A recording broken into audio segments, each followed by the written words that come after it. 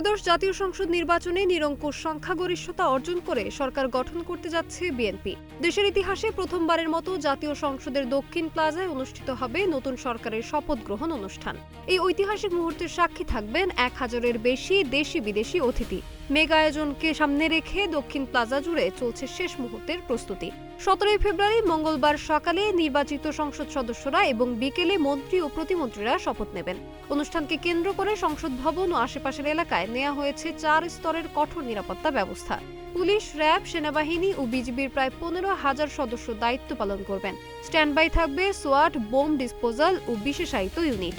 ইতোমধ্যে bomb disposal unit ও dog squad দিয়ে sweeping সম্পন্ন হয়েছে। ডিএমপির অতিরিক্ত কমিশনার এস.এন. মোহাম্মদ নজরুল ইসলাম জানান, বাসা থেকে আনা নেয়া রুট নিরাপত্তা এবং সংসদ ভবন এলাকায় সর্বোচ্চ নিরাপত্তা নিশ্চিত করা হবে। কোনো হুমকি নেই, শান্তিপূর্ণভাবে অনুষ্ঠান সম্পন্ন হবে বলে আশা প্রকাশ করেন তিনি। সোনালী সাহা, নাগরিক প্রতিদিন।